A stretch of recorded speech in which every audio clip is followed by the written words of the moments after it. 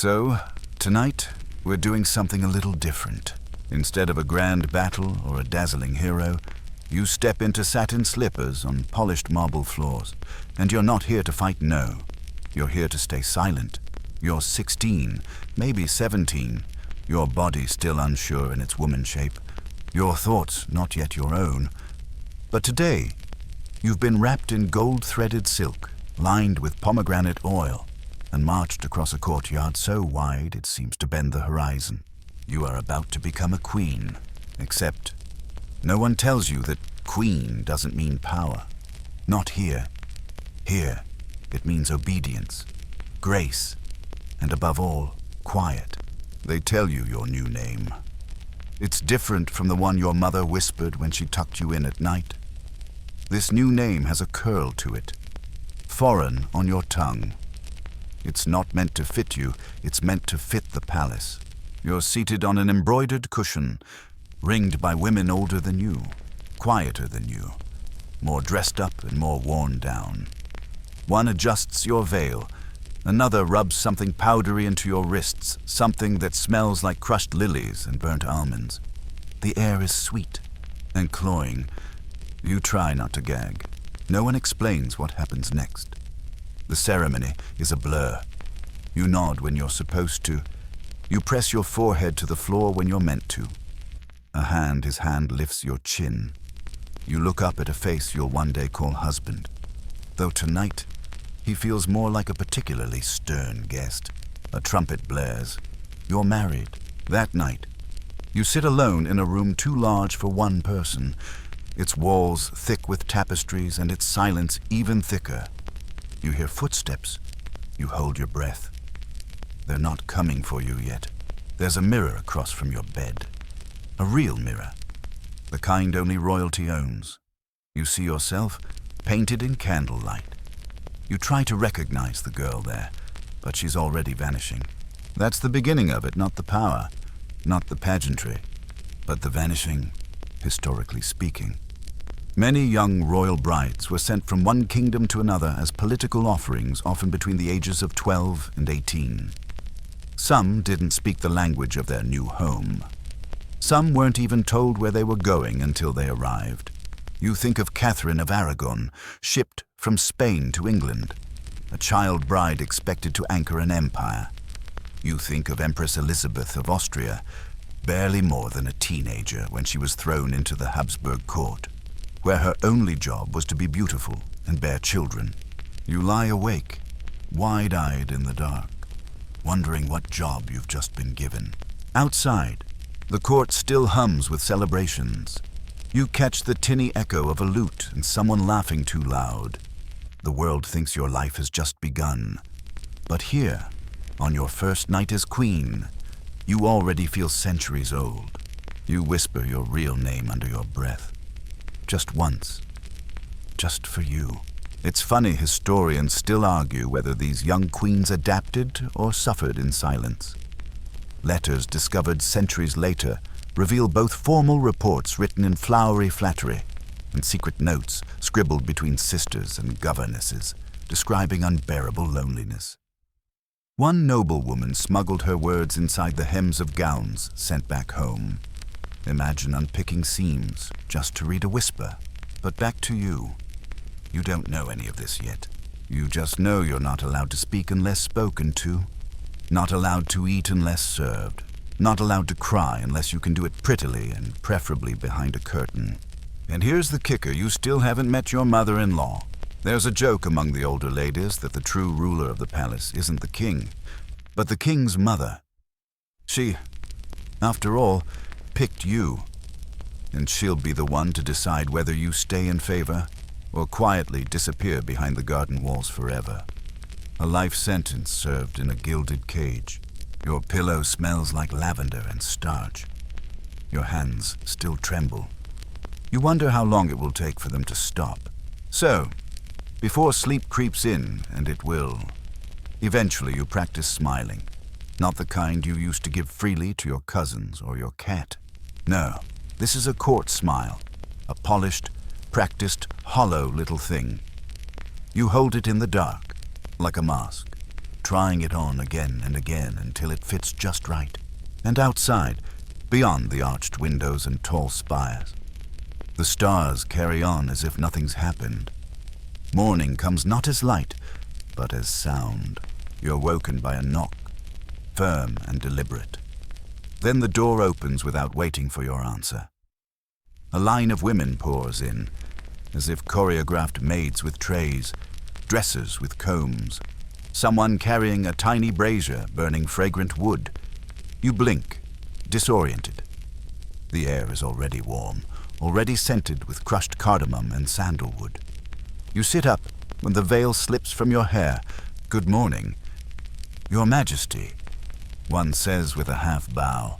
Another's already pulling your arm into a sleeve. No one asks how you slept. Your words are not needed yet. Today, you begin learning the court's true language gestures, smiles, silences. The real lessons don't come in books or scrolls. They come in glances across the breakfast table, in the way a lady lifts one eyebrow to approve or cuts a glance sideways to condemn. There are entire conversations held over teacups and folding fans, conducted without a single syllable. You're told that the Queen should always be seen smiling, even when she's not amused, especially when she's not amused. So you start cataloging your own expressions in your head: the diplomatic smile, the grateful smile, the "my foot hurts but I'm thrilled" smile. At first, you get it wrong. You smile too much at the wrong people. A duke's wife turns her head with a sniff. Another noblewoman drops her spoon just a little too loudly when you pass. You don't know what you did. That's the worst part. You don't even know the rules, let alone when you've broken them. By midday, you understand one thing in this world: words are dangerous, but smiles are armor. One historian wrote that royal courts operated on an architecture of gesture, a delicate choreography of etiquette more binding than law. That seems right. Here, power doesn't always sit in thrones. Sometimes it hides behind lace gloves and embroidered kerchiefs. And you're starting to get good at reading it. You notice how the king's cousin always touches her earring when she's about to lie. How the steward's daughter tilts her head just so before asking for anything. How the Queen Dowager's smiles never reach her eyes. You log it all, carefully, as if building a secret dictionary. It's your only weapon. In the afternoons, you're paraded through gardens and corridors like a prized tapestry. People look, but rarely speak. Some whisper, a few bow. Most just measure you. One day, while crossing the mosaic courtyard, you catch sight of a servant girl being scolded for spilling wine. She doesn't cry. She doesn't speak. She just looks up, and for a fleeting second, your eyes meet. She gives you the tiniest nod, and it hits you. She knows this game, too, because this palace runs on 1,000 small performances. You're not the only one acting. Even your laughter, when summoned by the king's bad joke over dinner, feels like part of a script where you don't have lines, only stage directions. There's a fringe tale more gossip than verified fact about a French queen who supposedly trained her face in the mirror every morning, practicing tears that could well up without breaking her eyeliner. Some say she went mad doing it. Others say it saved her life. Historians still argue whether her mastery of expression was manipulation or mere survival. You can't help but wonder if you'll have to learn the same. By evening, you retreat to your chambers with cheeks sore from smiling. A maid brushes your hair in silence. You study her reflection. You want to ask her something, anything, but instead you say nothing, because by now, you've learned words are luxury, and silence is security. The king visits, not to talk. He leaves without looking at you. You lie back, heart thudding. You count the moments that belong to you and find none. You whisper again, your old name, just once. And this time, you try saying it without moving your lips. You're queen now, but you don't rule. Your face is everywhere, painted on fans, woven into tapestries, carved delicately into the base of ceremonial goblets. You sit at the center of banquets, receive envoys with serene eyes, smile through every religious procession and spring festival. But when decisions are made, real decisions, you're not even in the room. The court council meets behind oak-paneled doors you aren't permitted to open. Land is granted, armies are raised, dowries are negotiated, all without your name ever being spoken aloud. And still, when they write the chronicles, they will say, "And the queen stood by his side." You have a throne beside the king. It's slightly lower than his, carved in matching motifs. You're dressed to dazzle in silks from the east, pearls as heavy as the crown itself. But your throne has no voice. It listens, it nods, it echoes what pleases the room. On good days, you're treated like a delicate relic from a shrine untouchable, revered, and above all, decorative. On bad days, you're more like a pretty chess piece, moved, positioned, sacrificed. Take the ambassador from the southern borderlands. He dines with the court for 3 nights. He brings rare spices and 3 unusually fine horses. And when he leaves, he does so with a signed treaty and a promise his eldest son will wed your cousin. It was your idea. Quietly suggested to the king days ago. You don't get the credit, but you also don't get the blame if it fails.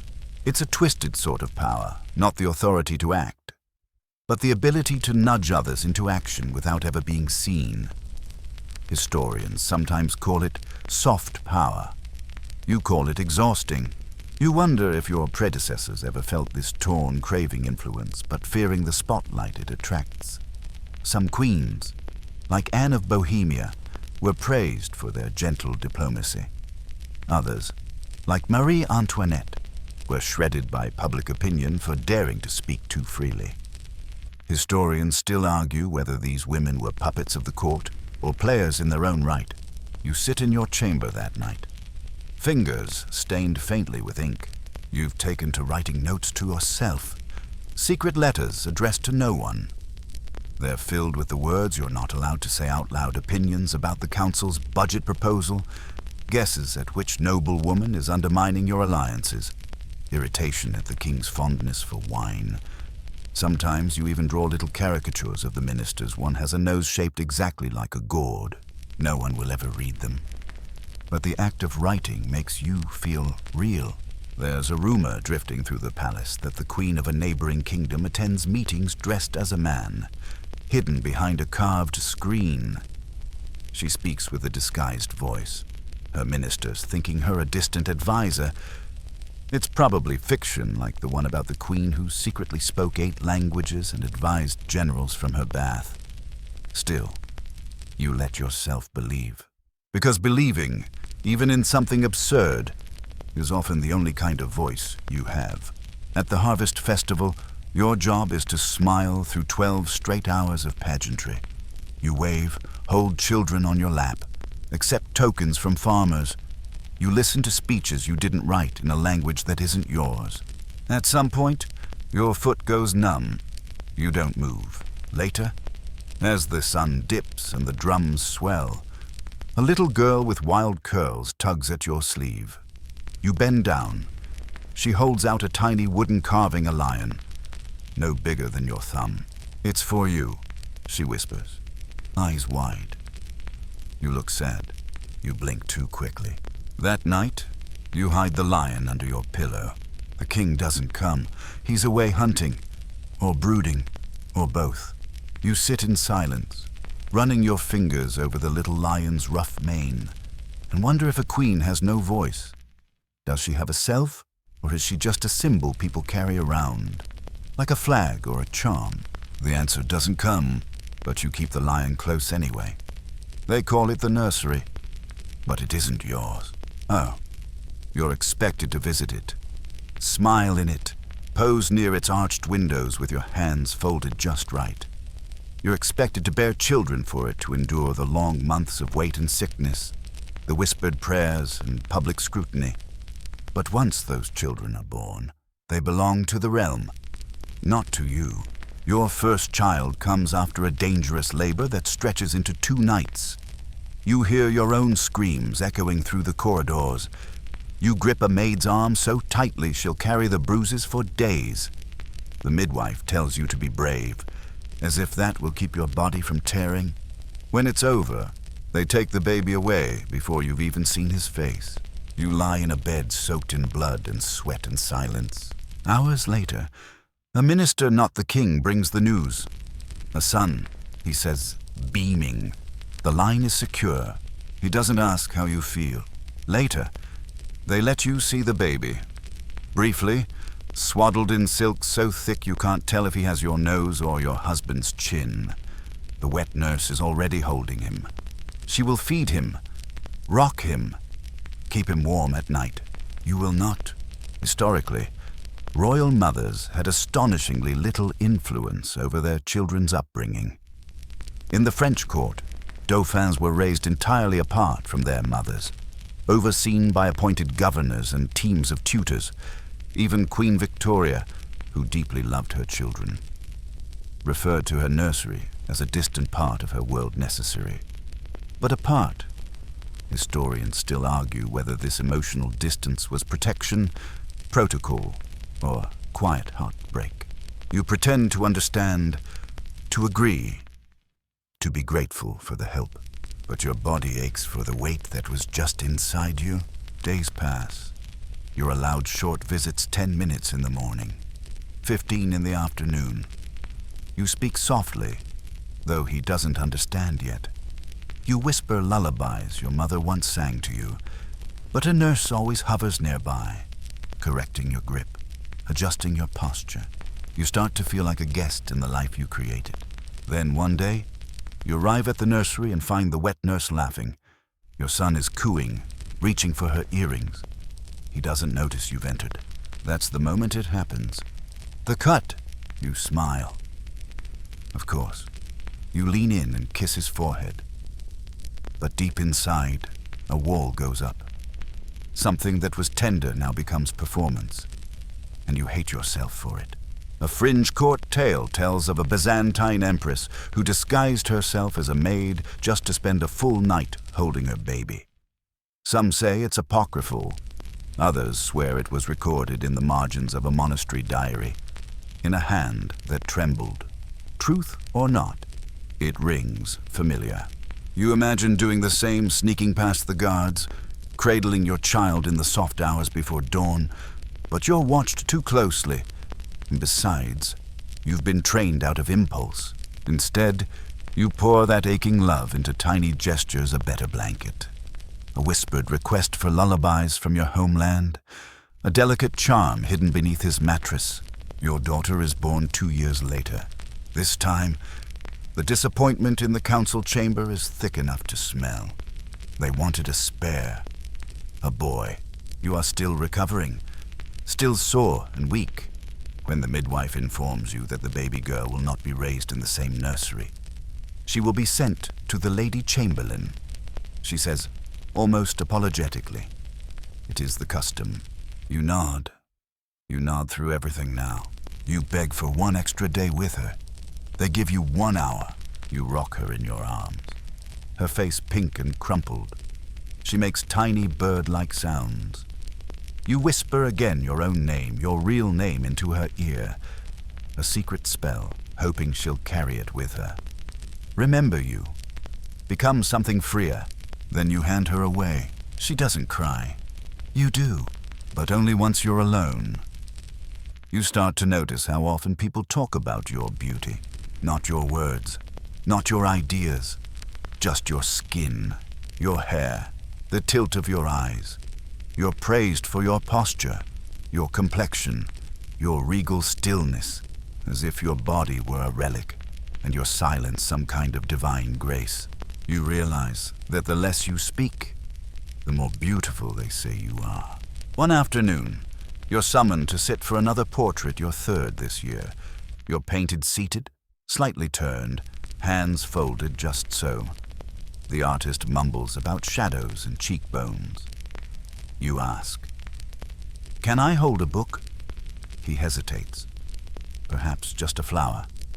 He suggests instead a queen with thoughts distracting. A queen with petals poetic. The painting, when complete, is magnificent. You look serene, radiant, silent. It's displayed in the great hall, where dignitaries pass by and comment on your calm grace. No one knows you had a fever the day it was finished. No one knows you were holding back tears the whole time. There's a fringe theory that Queen Louise of Mecklenburg-Strelitz developed migraines from years of hairpieces and heavy court gowns, yet continued to appear flawless in portraits. Historians still debate whether this was devotion, pressure, or just plain survival instinct. You understand it too well. You're expected to glow, always. You learn the beauty schedule. Crushed pearl paste for the skin, violet petal water for the eyes, powdered lead, yes. Lead for that ghost-pale glow that noble women are supposed to have. You endure facials with raw honey, hair rinses with fermented milk, and the faint, stinging scent of imported oils from distant coasts. And yet, the moment a new ambassador arrives, the king parades you before him like a jeweled horse at auction. "This is my queen," he says.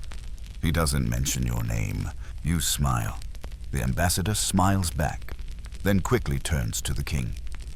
Because you, dazzling as you are not meant to speak unless asked. You wonder what happens when the beauty fades.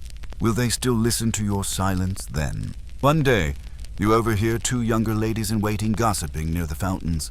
She's lucky. One says, "She's so beautiful. She'll never be replaced." The other snorts, "Please, you know what they say, queens are temporary. Mistresses are forever." You step away before they notice you. That night, you stare into the mirror by candlelight and try to picture your face 20 years from now. You trace the outline of your eyes, wondering how long you have left before you become a ghost in velvet. You start spending more time with the seamstresses, not to direct them, but to learn. You ask about embroidery, fabric weights, lining. You pick up the needle when no one's looking. If they'll reduce you to a dress, at least let it be one you stitched. There's a long-forgotten tale, perhaps true, perhaps not, of a Mughal queen who hand-embroidered secret messages into her gowns. Each flower meant something. Each thread was a word. The court never knew. You start doing the same. A rose for your daughter. A knot for the friend you're not allowed to visit. A crescent moon for the girl you once were. The one who didn't know how to smile correctly.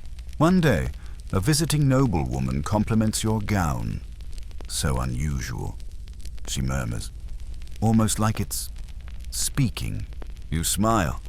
Just a pretty pattern. But in your chest, something tiny and warm flickers. Later, at dinner, the king glances at you and frowns. "You're wearing too much rouge," he says. "You don't need all that." You nod. You smile. But tomorrow, you'll wear more.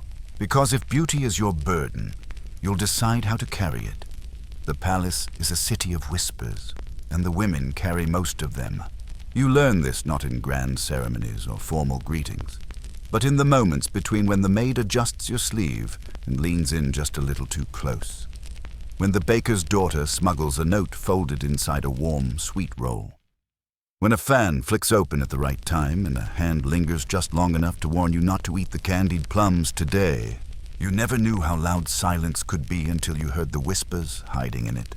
At court, nothing is said plainly. And among the women wives, widows, chambermaids, governesses, dancers, nothing is forgotten.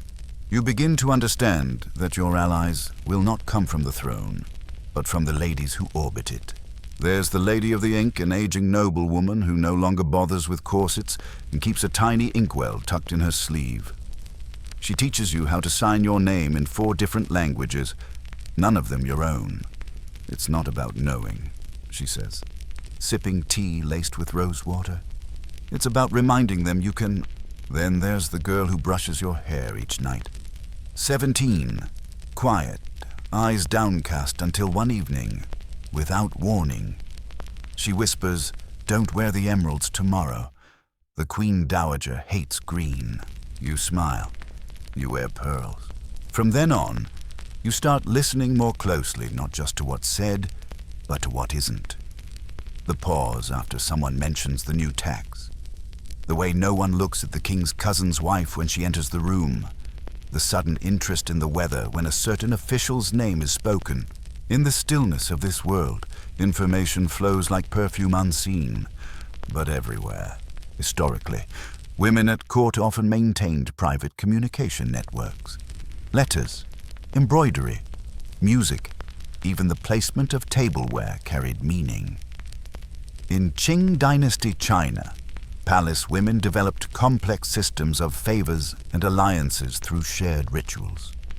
Historians still argue whether these coded interactions were harmless etiquette or a quiet form of political resistance. You start carrying a fan, though you've never liked the weight of one. It becomes your voice. A closed fan means "not now." A flick to the left means you're being watched. A gentle tap to your chin means "tell me later." You wonder, idly, what men would say if they knew how often the course of court decisions was nudged forward over a game of shuttlecock or a shared cup of ginger tea. Sometimes, you and the other women sit together in the solar, the one place the men ignore. You pretend to embroider. Someone sings softly. Gossip drips like honey. But beneath the chatter, something else is happening. You're building a net, not to catch someone, to catch each other. It's not perfect. Sometimes, someone betrays someone else. You learn that trust at court comes in degrees, not absolutes. You stop asking, "Can I trust her?" and start asking, "How far?" There's a story passed between the maids of a queen from long ago who hid the truth of her brother's rebellion in a lullaby only her nursemaid knew. She sang it to her children. They whisper, and the right people listened. No record of that story exists, of course. Just voices in hallways, and a name half worn by time. You like that better than any painting. One evening, while passing the library, you hear laughter. Soft, strange laughter. You peek in and find two chambermaids and the steward's wife sharing a book. One of them is reading aloud. You catch a few words satirical, clever, just barely appropriate. They freeze when they see you. And then, after a moment, you laugh. Too, you ask to borrow the book. They hesitate, then nod. You read it by candlelight that night. It's not just funny, it's freeing. You begin to realize that your silence doesn't have to mean absence. It can mean listening. It can mean knowing. You are not voiceless. You are selective. And sometimes, that's more powerful than being loud. The court tutor is not supposed to speak to you unless spoken to. He knows this. You know this. Everyone knows this. But one morning, while passing each other near the library corridor, your books slip. He reaches to help. Your fingers brush. The moment is nothing and too much. He mutters, "Apologies, Your Majesty." And you say, quietly, "What were you reading?" It's the most dangerous thing you've said all week. He blinks, hesitates. Then he names a philosopher from your homeland, one banned at this court, remembered only in ink-stained margins. Your heart thuds. He knows. Somehow, he knows you're starving for something real. Later, you find a folded scrap of parchment inside your sewing kit. Just a quote. No signature. One line to question is the privilege of the thinking.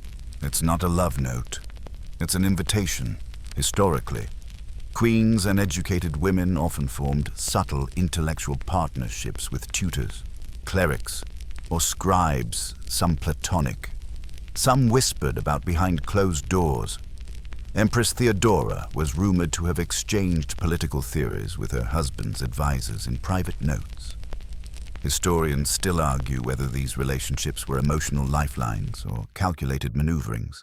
You start sending notes back, Nothing romantic, just ideas, jokes, thoughts no one else cares to hear. You send them tucked inside music sheets, beneath ribbon bundles, sometimes rolled into hairpins. He returns them hidden in book margins and in the middle pages of daily reports you pretend to skim. He never signs them, but over time, you recognize the shape of his words sharp, dry, a little smug. You begin to respond with sarcasm. He responds with diagrams of mythical creatures annotated with political commentary. This two-headed eagle, he writes, reminds me terribly of our council. You laugh out loud. The chambermaid startles. You cough and return to your needlework. You know how dangerous this is. You know what happens if anyone finds out. But the letters make you feel like someone again. One afternoon, your daughter hands you a folded note, thinking it's a drawing. It's a quote about justice, your favorite one. You feel a lump rise in your throat. You tuck the paper into your bodice and kiss her forehead too long. That night, the king appears at your chamber. He smells of wine and irritation. You've been quiet lately, he says, as if that's new. Stay out of council talk. It's unbecoming. You nod. You smile. You hold your hands still, so he won't see them trembling. The next morning, there is no note, nor the next. You wait a week before finally slipping a message into a book spine. Are you well? 3 days later, a page returns with your favorite rosewater cake and a short phrase etched onto the base of the plate. Some of us survive through silence. Others write. That night, you dream you're walking through a library with no doors, just rows and rows of open pages. You walk until your feet hurt, but you never want to leave. There's a story of a forgotten queen who, after her death, left behind a hidden chest filled with manuscripts. The court claimed it was superstition, a myth. No one speaks of her now, but occasionally, a scholar references an anonymous essay that smells faintly of lavender ink. You start keeping your own notes, not in letters anymore, but in a small journal wrapped in linen and tucked beneath a floor tile behind your dressing screen. You don't write your name. You don't need to, because someone, someday, might find it. And no, you were here. You thought. You questioned. You existed beyond the gowns and the silence. And for now, even if no one hears you, you are not alone. You wake before the bells, as you always do now. Not because you want to, but because you know what's coming. Another day of rituals, each one wrapped in silk and weighted with centuries of meaning. You once thought royalty meant choices. Instead, it means order. Down to the minute, down to the breath. Before your feet touch the floor, the chambermaids enter. The brazier is lit. Rose oil is dabbed on your temples. You do not bathe alone. You are not allowed to. By sunrise, you are seated before a gold-rimmed mirror, being transformed. The hairpins go in 12 of them, each representing a virtue. You don't remember which is which anymore. A lady recites a prayer as she slides them into your scalp. Another layers your robes, 5 layers today, for the goddess's feast. The blue layer pinches. The white one itches. The green one makes your shoulders ache. By the time you're done, you'll feel like a marionette in slow motion. It isn't malicious. It's sacred, they say. These rituals were meant to elevate you, to remind the people that the queen is closer to the divine. Some believe that in repeating the same actions each day, you cleanse your spirit. Others say it's just politics wrapped in incense. Historians still argue whether these ceremonies served the queen or subdued her. You can't decide anymore. You process to the outer chamber, where a group of elder priestesses waits. You kneel, your knees know the cold marble well, and begin the incantations. You say nothing. You merely echo. Words repeated so many times you no longer know their meaning. You're just a vessel now, a voice without will. The prayers last an hour. Then come the offerings. Then the ceremonial meal. where you're not allowed to eat. You bless the food. Everyone else eats it. You are hungry, but hunger is unbecoming.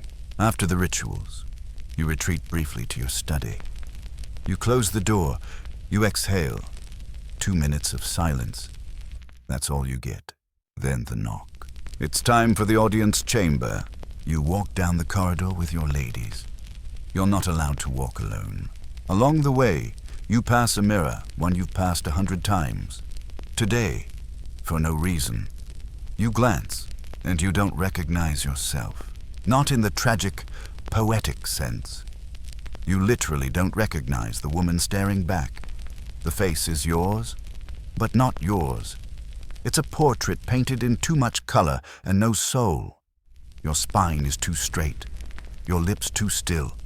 You look like you were carved, not born. And still, you smile. The audience chamber is cool and dark. 2 ministers wait with scrolls. The king is late, as usual. You stand beside the throne, not on it. You are asked to bless a royal decree. You lift your hand and whisper the words. The scroll is handed to someone else. Your fingers have ink on them. That afternoon, there's a garden procession. You're meant to sprinkle petals in honor of some celestial anniversary. You forget which one. The calendar of observances is so thick now. Even the priests get confused. A boy kneels before you with a basket. He looks up. You smile. He looks away. The petals fall onto gravel. They stick to your sleeves. You smell like citrus and dust. There's an old palace tale about a queen who once stopped mid-ritual and screamed, just screamed. No one knows why. She was removed from court for a spiritual affliction. Her name was erased, her room sealed. Now they say the wind that slips through her old chambers sings her final words. I am not divine. I am drowning. Of course, that's just legend. No one screams anymore. That night, after the evening recitations and the prescribed tea, you sit alone by the window. The fan hums gently. The candles flicker. You write in your secret journal, I do not feel holy. I feel hollow. You close the book. You close your eyes. You wait. Tomorrow, the blue robe again. You fake illness for the first time on a Wednesday. A light rain taps the windows, and you realize you cannot do it again today. Not the incense, not the layers, not the prayers you don't believe in. So when the chambermaid bends down to greet you, you touch your forehead and murmur, I feel cold. She blinks confused, then alarmed. No queen admits to weakness. But she leaves, and minutes later, a physician is summoned. He asks questions you answer softly. He taps your chest, presses your wrist. You give just enough to seem frail but not frightening. Fatigue, he declares. She needs rest. You nod, eyes downcast, masking the deep relief blooming in your chest. You get the day off. Well, mostly. You still can't eat in peace. You still get 4 official visitors and 3 trays of ceremonial offerings you must acknowledge. But you're not paraded, not powdered, not polished. And that, for once, feels like breathing. You curl beneath a velvet blanket in your inner chamber. You hold a book you don't read. You listen to the silence. Real silence, not the curated stillness of the palace halls. And for the first time in weeks, no one asks you to smile. It feels like cheating. It also feels like surviving. Historically, many queens and noblewomen turned to illness, real or feigned, as the only permissible escape from ritual and visibility. Queen Christina of Sweden was said to have retired to the sick room on political days she didn't want to attend. Empress Jen of China reportedly faked illness for months to avoid courtly responsibilities. Historians still debate whether these illnesses were psychosomatic, strategy, or quiet rebellion. You try not to fake it too often. Once a week becomes once a month. Then again when the king is angry, or when the court astrologer predicts a bad energy cycle. which conveniently aligns with your migraines. You learn the language of symptoms. A hollow cough means solitude. Pale cheeks mean do not disturb. Too bright a gaze means suspicion. One afternoon, while curled up in your sickbed, you receive a note. Not from the tutor you've heard nothing for weeks, but from the lady of the ink. It's 2 words you're learning. You don't smile, but you feel it in your bones. The ladies in waiting grow used to your fragility. They tisk gently, adjust your pillows, offer perfumed compresses. You allow them to worry. You allow them to care. You build a cocoon out of half-truths, and inside it, you recover pieces of yourself. You reread your journal. You sew a moon-shaped patch into your sleeve. You touch the wooden lion your son once handed you and whisper, "You're not theirs." But even this strategy has limits. One evening, the king enters your room without warning. He stands by the window, his back turned. "You seem to fall ill when the world needs you most," he says. Not unkindly. It makes people wonder. You stare at his silhouette. You want to say, "Let them wonder," but you just say, "I'm sorry." He nods. Barely. "Be better tomorrow." He leaves. You cry afterward. Not because of the scolding, but because you almost believed him. The next morning, you rise before the maids arrive. You wash your face in cold water. You wear the green robe he hates. And you walk into court with your spine like a rod. You smile, but only when it serves you. You are not healed, but you are not helpless either. The first real crack in your mask doesn't come with a scream. It comes with a laugh. You're attending a formal poetry recital, one of those long, sleepy events where every guest pretends to care and no one actually does. The verses are tedious, the metaphors overwrought. The nobles nod sagely. The king yawns behind his goblet, and then the young bard stumbles over a line. Instead of "the rose weeps beneath her thorny crown," he says, "the queen sleeps beneath her thorny frown." The hall falls silent, and you, God help you, you laugh. Not politely, not demurely. A real laugh. Sharp, sudden, real. Everyone turns. The bard freezes. The king raises an eyebrow, but you're still laughing. Hand to your lips, eyes wet. It's not that the line was that funny. It's just that for 1 second, you heard yourself in it. You sleeping through court. You frowning through ceremony. You wearing a crown of thorns no one can see. And the absurdity of it all breaks through your silence like a gust of wind in a locked room. Historically, there have been recorded moments, tiny slips, when queens cracked the facade. One Ottoman consort once burst into laughter at a court astrologer's prediction and was swiftly confined for a week. Historians still debate whether such moments were signs of rebellion or simply human exhaustion. That night, no one mentions your laughter, but it hangs in the air the next day like smoke. The ladies in waiting avoid your eyes. The steward bows too low. Even the dogs seem unsure, but you oddly feel lighter. You find yourself humming as your hair is combed. You actually taste your breakfast. And when the king doesn't summon you for dinner, you are relieved, not hurt. You slip out to the garden, alone. Technically, you're not supposed to. You're never meant to be alone. But the moon is bright, the roses blooming, and the gods know better than to follow you tonight. You walk the gravel path barefoot, feeling the bite of each pebble, the cool kiss of dew. You breathe deeply, something you haven't done in days. And then you see her, a servant girl, maybe 15. She's trying to climb the wall, barefoot and desperate. Her foot slips. She gasps. You freeze. She freezes. Then, softly, you say, "The southern gate is less guarded."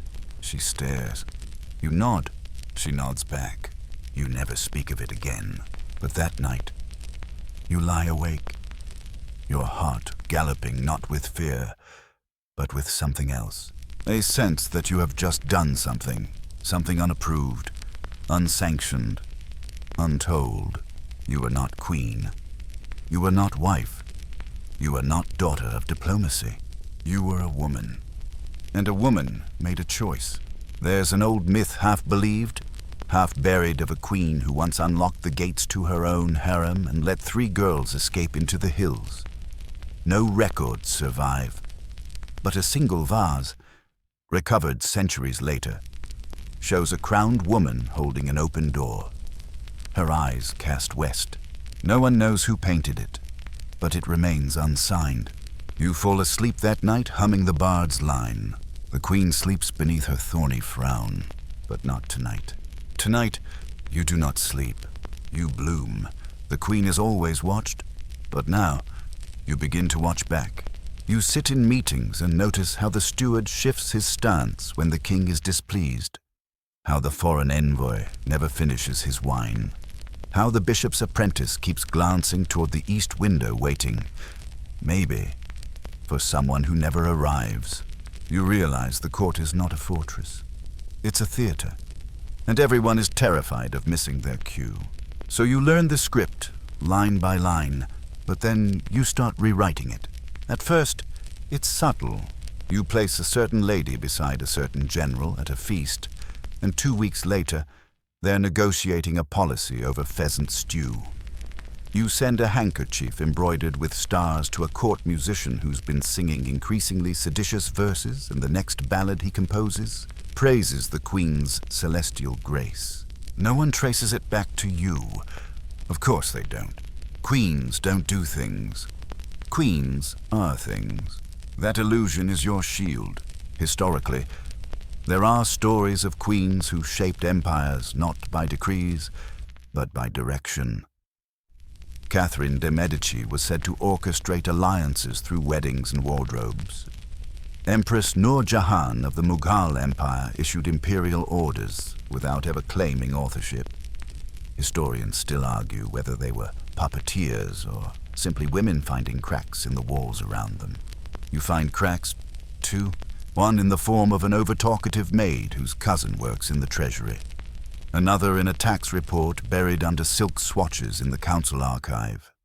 You spend quiet evenings piecing together which families are rising, which ones faltering. And then, one night, you realize something chilling. You are being written out of the story. A new history scroll is commissioned for the Royal Archives, a grand illuminated manuscript chronicling the king's reign. You are named only 3 times, once in the wedding entry, once at the birth of the prince, and once in the margin beside a banquet. No mention of your ideas, your festivals, your whispered interventions. You close the scroll and hand it back without a word, but you do not forget. Instead, you start writing your own, not in the hidden journal this time. No, you begin something new, larger. You write as if someone will read it, as if your voice will echo long after your face fades from coinage. You write about the rituals, the lies, the soft brutality of pageantry. You write the names of servants who smiled when no one else did, of girls who vanished, of letters never answered. And you write your own name at the bottom of each page, in ink that cannot be scrubbed. One evening, while copying a passage from an older queen's memoirs, you find something tucked between the pages, a dried flower, pressed thin as breath. Lavender, a symbol of silence or survival. You add your own coriander for hidden strength and press it flat. There's a rumor, passed from lady to lady, that if a queen preserves enough flowers, a garden will grow inside her. You don't believe it, but you press them anyway, because maybe, just maybe, your silence will one day sprout roots. Later, at a court masque, the king praises a nobleman for innovative reforms you seeded 2 seasons ago. You raise your glass and say nothing, but the lady of the ink meets your eye and taps her fan once. Acknowledgement, not from the world, but from someone who sees, and that, for now, is enough. The winter that year is cruel. Not cruel in the poetic sense, no swirling snowflakes or dreamy white gardens. No, this winter bites. It seeps through the stones, stiffens the velvet in your sleeves, makes every breath feel like a mouthful of ice. People suffer. You hear it in whispers. One lady-in-waiting quietly stops attending morning prayers. Her family's estate is gone. A cook begins skimming flour from the stores for a sister with 6 children. You pretend not to notice. Pretending, after all, is your native tongue.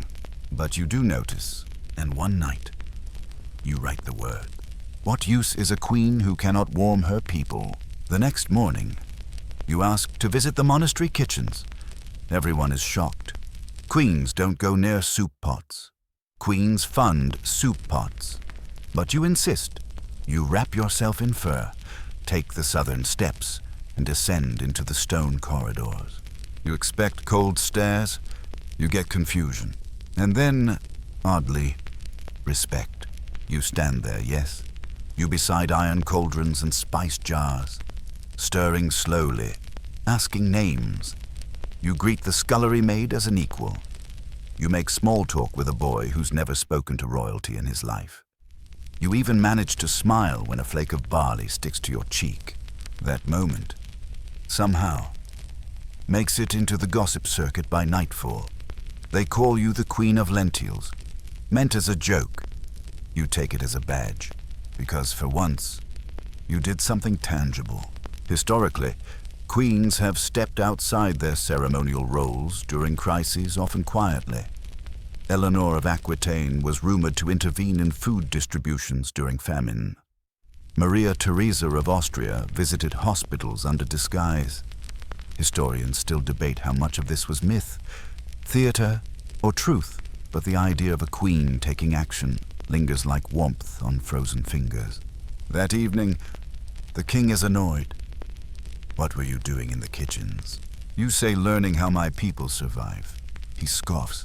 They're not your people. You do not reply. But the words echo all night in your mind. You begin funding the kitchens directly through your own personal dowry chest, which technically requires the king's seal to open. You write a letter to the treasurer, phrased so carefully it could pass for a hymn. 2 weeks later, extra loaves appear in the poorest neighborhoods. A shipment of salted cod arrives before the roads close.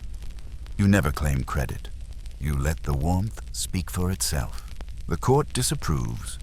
The queen is overstepping. You're supposed to be distant, mysterious, divinely untouchable. But you've learned that warmth is dangerous. It melts masks. It erodes lies. It makes people remember you. One day, a little girl sneaks past the guards and throws a knitted doll at your feet. She's you. She says, only she talks. The guards move in. You raise your hand. Let her go. You kneel. Pick up the doll. Examine the crude smile sewn into its face. You thank the girl. Gently. You carry the doll back to your chamber and place it on your shelf beside the wooden lion. That night, in your journal, you write, if I am to be remembered, let it not be for the jewels I wore. Let it be for the warmth I gave in winter. You don't sign it. You don't have to anymore. The first time someone bows to you for who you are, not what you represent, is so subtle you nearly miss it. You're in the antechamber, overseeing a minor ceremony involving a noblewoman's marriage contract. You're not supposed to intervene. Just smile, nod, and sign. That's all. But the young bride, barely 16, trembling like a paper blossom in the wind, drops the pen. She picks it up, hand shaking, drops it again. And then she looks at you, really looks at you. No one else sees it, but you do the plea hiding just behind her eyes. The scream she's not allowed to make. You stand. You walk over. You pick up the pen and hand it to her with both hands. Not above her, not from a throne, from eye level. You don't say a word, but you press her fingers around it gently, and for a second, she breathes. That evening, her mother sends you a handwritten note. Unsigned, You spared my daughter a moment of dignity. I will never forget that. You tuck it into your journal. Sometimes the most dangerous thing a queen can do is act human. There's a story whispered from generation to generation about a certain African queen who ruled during a time of transition, caught between two warring traditions.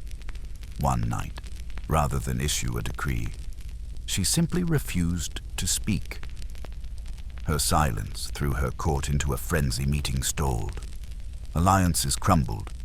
Her people called it the Quiet Uprising.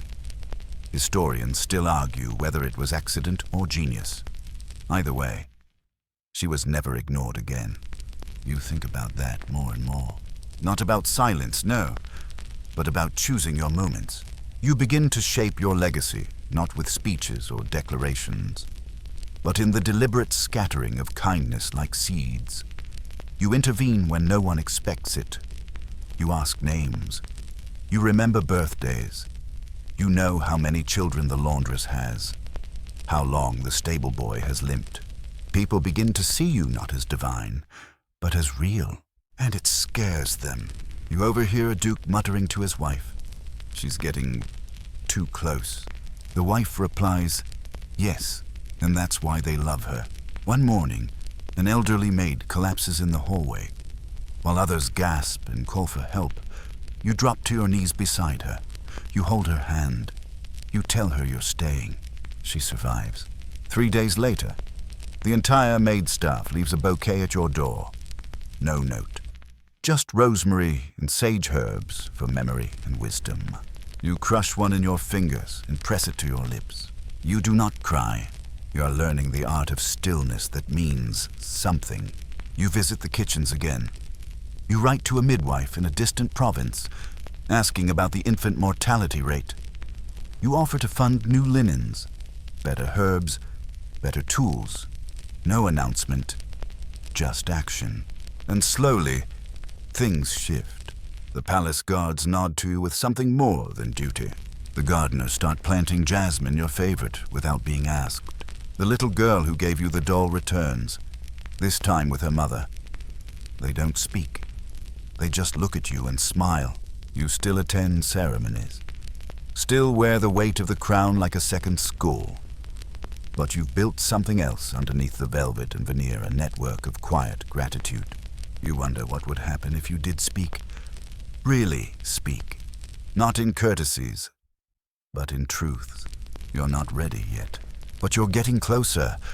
The moment you finally speak truly, speak is not grand. There is no throne, no banners, no trumpet flourish. It happens, instead, in a meeting that was never meant for you. The council gathers to discuss unrest in the provinces. Famine has stirred anger. A small town refused to pay taxes. A merchant was hanged. The nobles are annoyed. The king is distracted, and you are technically just there to observe. But something inside you snaps when the royal advisor says, flatly, a few executions will settle the matter. Your voice cuts through the room before you know it's leaving your mouth. Or perhaps we feed them. The silence is instant, not shocked silence. Offended silence. The kind of silence that rises like a wall. The kind that says, you're out of place. The king turns to you slowly. This is not your concern. You meet his gaze, calm, measured, then make it mine. You can feel every heartbeat in the room, every breath tightening like a noose.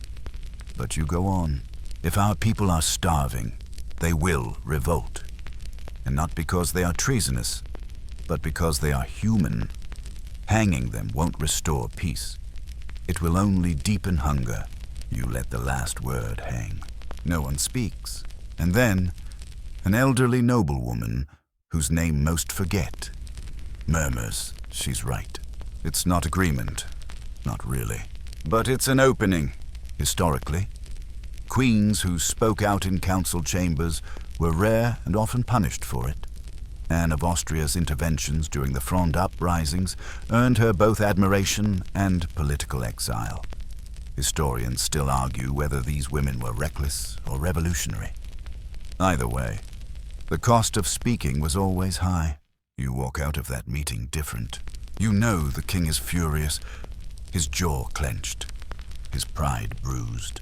But for the first time, you don't care. That evening, you receive a formal letter. Your presence is no longer required at council. You smile, because that means they heard you. And once a queen has been heard, she cannot be made silent again, not truly. You start writing more fervently now. No more secret entries. You draft proposals, letters, observations. You send them through intermediaries, nobles' wives, minor clerics, even musicians with ink-stained sleeves. You become a ghost in your own court, visible only in influence. The king keeps you at a distance, but the people draw closer. When you walk the palace gardens, the gardeners bow deeper. A cook leaves a pastry with your initials dusted in sugar. The same servant girl who once tried to escape passes you a note that simply says, "Still free." Thank you. You smile, tuck it into your sleeve. Then, one day, the council quietly implements a new policy: grain subsidies in the 3 hungriest provinces. No one credits you, but you don't need the credit. You see it in the baker's eyes when he serves you breakfast, in the tone of the minstrel's newest song about a queen who once fed 1,000 without lifting a sword. It's not accurate, but it's not wrong either. You're not sure what you are anymore: wife, prisoner, figurehead, phantom, but you're no longer silent, and you're no longer small. Spring returns not triumphantly, but shyly. It creeps in through the stone cracks, softens the frost-bitten corners of the courtyard, coaxes a few violet buds from trees you thought were dead. The jasmine blooms early this year. You take it as a sign.